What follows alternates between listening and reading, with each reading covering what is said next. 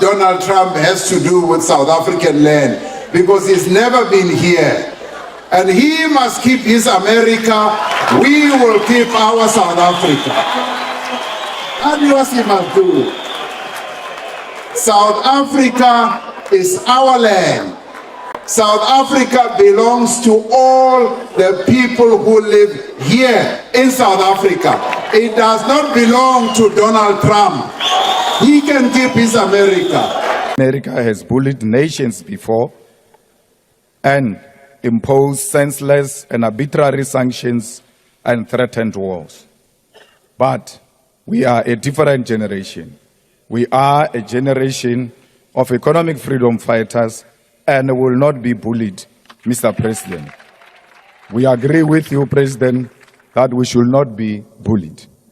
We stand on the shoulders of the giants who confronted the establishment with their very lives, and we are willing to follow in their footsteps. We are not cowards, and they must not try us. There's major conflicts in many other countries of the world that actually deserve an asylum better than what we do in South Africa. We shouldn't be pulling in all these other countries and people. We do need support from external countries, but that support has to be without any consequences or lines. Black brothers and sisters, I hope you're all doing fine. Now, there is a crisis happening between South Africa and the US. Now, South Africa is actually responding by giving sanctions to US businesses. Now, this is not sitting well with the likes of Elon Musk and Donald Trump, because Elon Musk Starlink has been denied access in South Africa, and this is actually raising a lot of tension for white South Africans and black South Africans. So let's watch this video, then have a quick discussion at the end of it. Thank you so much. Make Trump so angry. What actually happened? Because you see, a whole lot of blogs are not really giving the backstory. So I'm going to give you the backstory to explain it to you. Now, in South Africa, during colonial rule and under apartheid, which lasted from 1948 to 1994, the government forcefully removed black South Africans from their land and pushed them into designated areas called homelands or townships, right?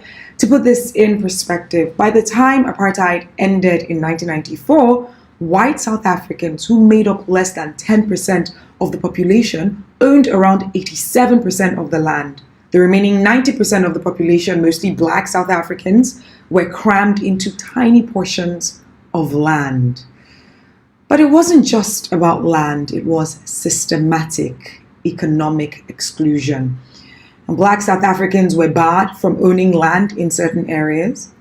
They couldn't access the same education, jobs, or financial opportunities as white South Africans.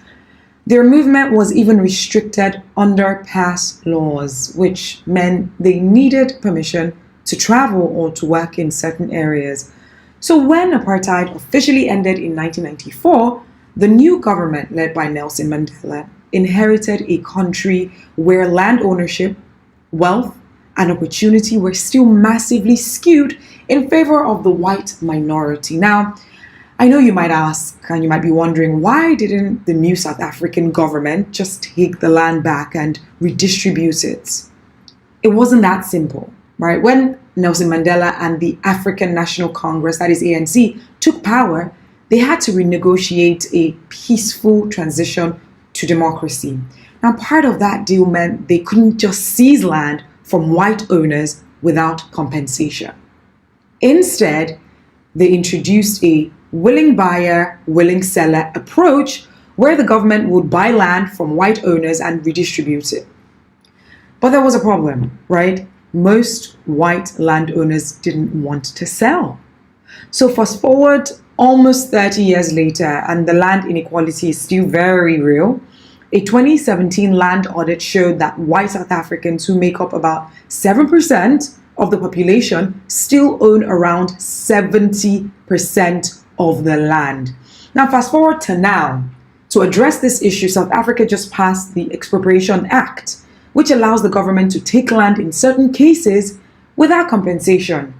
Now, the idea is to fix the historic land imbalance, but not just randomly seize land, right? The law says land can be expropriated if it's unused or abandoned, if it's needed for public interest projects, or if it's being redistributed to correct past injustices. So where does Trump come in all of this? Well, Trump has said that South Africa is treating certain classes of people very badly, in his words, and he's cutting U.S. funding until there's an investigation. But here's the thing, Trump's views seem heavily influenced by Elon Musk. Elon Musk was born in South Africa, and he's been saying for years that the government is targeting white farmers and even called it a genocide. Now, let's be clear. There is no evidence of any genocide happening in South Africa. Yes, crime is high, and yes, farmers, both black and white, have been victims of violent attacks. But experts agree that this is part of South Africa's larger crime problem. It's not some targeted campaign against white people.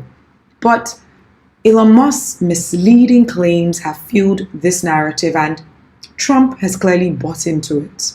And now South Africa is at risk of losing millions of dollars in US aid, most of which goes towards HIV/AIDS programs that help millions of people. Now, beyond the AIDS cuts, South Africa is also worried that Trump might kick them out of the AGOA, which is a trade agreement that gives South African products tariff-free access to US markets. Now, if that happens, it could seriously hurt South Africa's economy.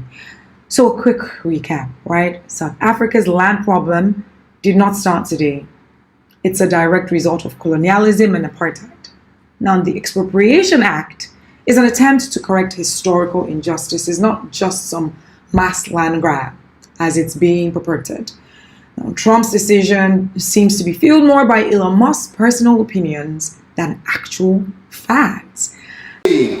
Or this issue of the land, this issue that Donald Trump fears so much, we offer this question of the land. I don't know what Donald Trump has to do with South African land, because he's never been here.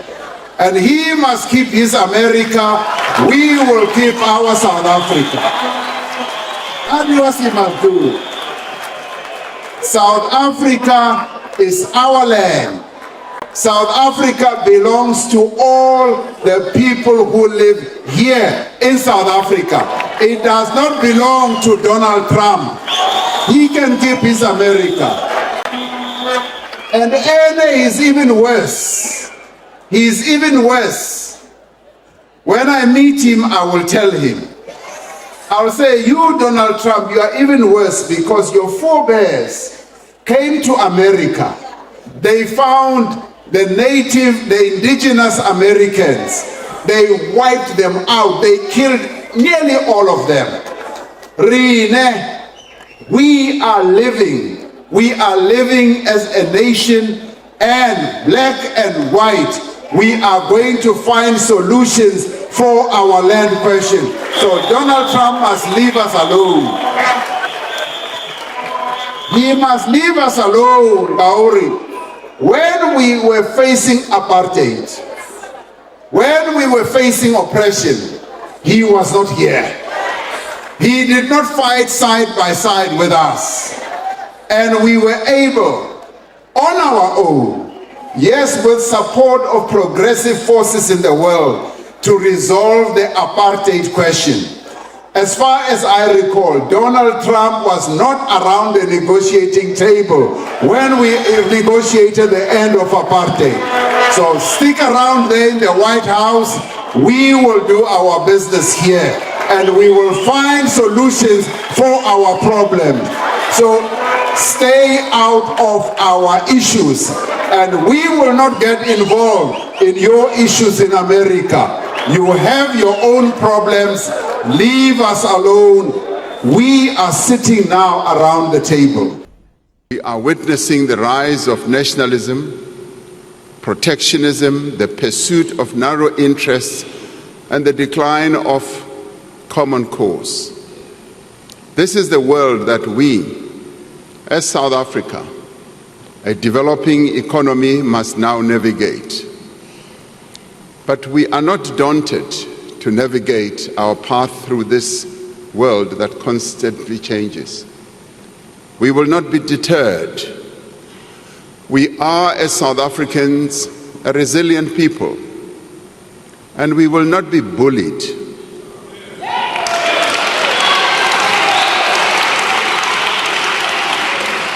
We will stand together as a united nation, and we will speak with one voice in defense of our national interests, our sovereignty, and our constitutional democracy.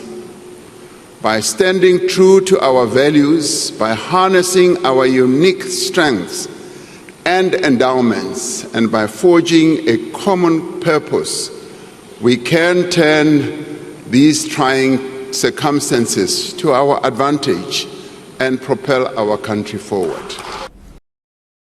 President Trump, as a leader of an important country like the United States, it is important for you not to disrespect or show any disrespect to any country in the world. We want the United States to engage with the world, with other countries, with due regard, with respect, particularly Africa.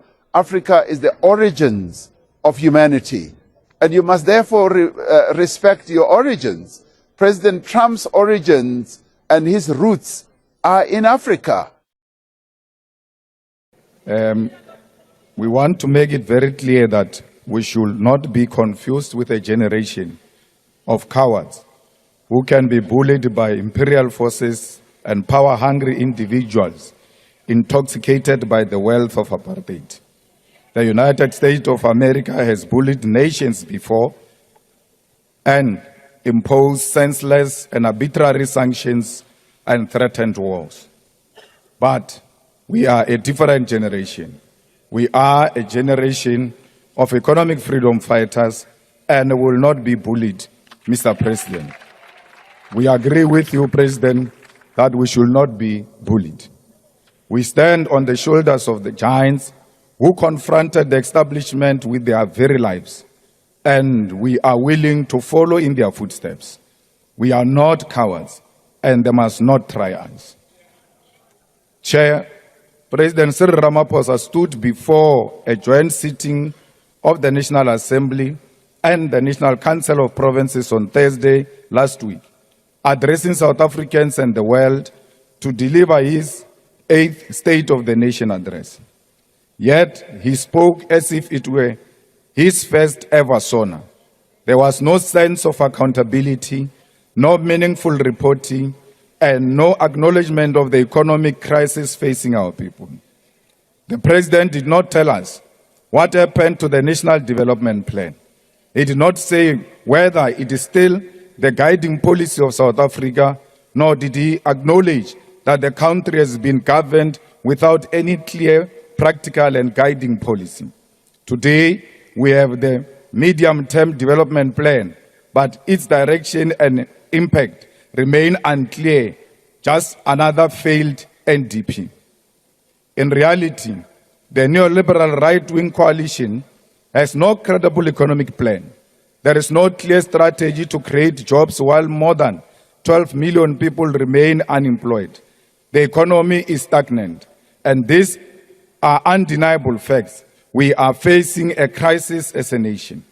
The crisis of high food prices, the crisis of unaffordable transport costs, the crisis of soaring petrol prices, the crisis of gender-based violence and femicide, and the collapse of the National Gender-Based Violence Command Center without an explanation. The crisis of water shortage in Mzinyati, Skukuni, and many other parts of Gauteng, it's a serious crisis. The crisis of inadequate housing in Alexander, Umlazi, and Khayelitsha. The crisis of collapsed municipalities that lack the capacity to deliver basic services. These are the crises the President inherited when he was elected President of the Republic of South Africa on 15 February 2018. In 2018, you said you will focus on rebuilding, yet things only got worse for our people. In 2019, you said to Mamina, the nation sent you, but to this day, we don't know what you went and did after you were too much. It was in 2019 when you stood before South Africa after asking us to send you, and you promised the nation speed trains and a smart city. You asked us to imagine a country where bullet trains pass through Johannesburg as they travel from here to Musina, and they stop in Buffalo City on their way from eThekwini back here in Cape Town. You said to us, the time has arrived to build a new smart city founded on the technologies of the fourth industrial revolution. We sent you to fulfill these dreams of yours, and 6 years later, you have not returned with a speed train or a smart city, and your term of office is slowly nearing an end. You said 2020 will be the year of tackling state capture and ensuring accountability. Yet not a single person has been arrested despite the 1 billion spent on the Zondo Commission report. In 2021, you declared it the year of recovery. Yet South Africa's economy deteriorated further, with economic growth falling below 1%, except for the brief rebound following the reopening of the COVID-19, which collapsed almost immediately. In 2022, you claimed you will address governance failures, yet corruption became one of the biggest issues under your leadership. And that corruption has found its way now into the judiciary. We never had crisis of corruption in the judiciary. It only started with you when you sealed the CR17 documents in court. We listened to you in 2023 when you called on the nation to work together, yet it was your own political party, the Former Liberation Movement, that continued to deploy incompetent comrades to municipalities, boards of state-owned enterprises, provincial departments, and national government. And when you tried to tell us the story of Tintswalo in 2024, we told you right there and then that you were talking about a Tintswalo who does not exist. The real Tintswalo was born in a shack, raped at the age of 6, dropped out of school before reaching grade 7, and was murdered while looking for a job. That's the Tintswalo we know. And now, this year, you tell us that you will not be bullied. We agree with you that we must not be bullied, but you fail to tell us what you are going to do about it. It is not enough to simply say you will not be bullied. You must tell us what action you will take. When you respond on Thursday, we expect you to provide real, detailed response to Donald Trump. But we know that the 940 billion infrastructure plan is yet another empty promise. We know that 375 billion allocated to SOEs, which still do not have a clear reindustrialization strategy, is a waste of money. We know that the corporate approach and strategy for Transnet, the unbundling of Eskom, and the so-called modernization of ports and airports are all just privatization in disguise. President, we know that blended finance will become another looting scheme when students here at CPUT are sleeping outside at this very moment due to lack of housing. But as economic freedom fighters, we have adopted the theme of the year of picket lines. We are going back to the streets, we are reclaiming our identity, and we want to reunite with our people. We'll go to the streets to demand water for our people, to demand the speedy allocation of housing, to demand the eradication of pit toilets, and to fight for service delivery. We are taking our picket lines to the National Treasury and the Reserve Bank to demand nationalization and the transformation of the economy.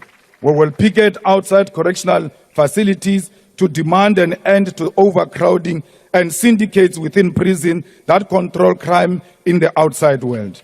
And we will demand the expulsion of private companies such as G4S, which has links to Israel and runs a prison in Mangaung. We continue to stand with the people of Palestine who remain under siege. We agree as the National Assembly that the Israeli embassy must be closed. Yet their flag continues to fly in our country, while Palestinians are threatened with mass deportation to foreign lands. We support the government's case in the International Court of Justice, and we must remain resolute in the face of sanctions and sponsored attacks. And importantly, we must oppose the colonization of Gaza by the USA. Justice and freedom for Palestine. One day, the people of Palestine will know the true meaning of freedom. Mr. President, we are not being attacked by Trump administration because you did anything wrong. They are attacking us because of our stand on Israel. They are attacking us because of the action the government has taken to ICJ. And we are saying to you, do not be misled by people who are saying you are under siege because of expropriation, which is meaningless act. That act does not say anything, and they all understand that language. They are using it to fight our case against Israel. And when you say they cannot bully us, you must start by removing the Israeli embassy to show them that will not be bullied. Thank you very much. Hello, brothers and sisters. I hope you're all doing fine. Now, I've been talking some 1 to 3 things, and I feel like this is the time we should talk about whatever is happening in South Africa. Now, Elon Musk is a South African, was born and raised in South Africa until when he decided to move to the U.S. To further his education. Now, I want to talk about the fact that Elon Musk has been attacking South Africa. And maybe it is because some people have been arguing out it's because South Africa has not yet approved his Starlink. Now, the satellite that is connecting countries in Africa with the network. So South Africa has not yet approved it, and this aroused so many discussions and topics about it. And some people are saying that Elon Musk is bitter. He has a childhood trauma with SA, South Africa, and now he feels like this is the best chance. He had money, but he didn't have power. So at the moment, he has money and he has power because Donald Trump has given him absolute power. You can see how he handles himself before the media, how he talks. He's a man full of power, and he's a man who cannot be questioned at the moment. Now, I want to make this one clear that African countries are very sovereign, and each state in Africa, at least all states in Africa, they have their own constitutions, they have their own charters, and they have their way they do their things in a unique way. So different countries with different policies. I was seeing the fact that they were talking about how the lands were being taken from the whites to the black people. I don't want to go much into that, but you who is watching this video, if you didn't know something about South Africa, now someone called Nelson Mandela, the founding father of that nation, fought against something called apartheid. Now, this divided people according to their color and classes in South Africa, in that the people in their own countries were being segregated. They were being snatched. They were being snatched out their lands. Their lands were being taken by the colonizers, the Boers, and some of the majority white people by then who came to that land. And this actually rose, and it made so many black people to go to the streets, and the crime was coming so high. The crime was going to be so high in that country that the founding father, Nelson Mandela, had to do all he could to save his own country from getting into a mess. So South Africa has come a long way with the racial segregation stuff and all that. And you can even when you watch their movies, they still address such like things that some people were being oppressed in their own countries, that someone was looking at you and he sees you like an animal or that stuff. And this was not turning out to be well. And so many people lost their lands, lost their property during the 1950s and 1960s when apartheid was at its peak in the SA until 1980s. So, brothers and sisters, this is the time we as a African continent, we as the people in Africa must talk, must rise and fight all forms of oppression in our own countries. That we can't sit here and watch Donald Trump lecturing Africa, that Elon Musk is there tweeting every day about SA, tweeting about how Malema should be treated as an international criminal and all his passports should be confiscated back to the government. This is whatever we black people have failed, that we can't protect one of our own. And I go to these tweets and I see black people who are full of rage on their own continent and about their own people, tweeting a lot of I don't want to say a lot of trash, but a lot of bad things about Malema and Ese.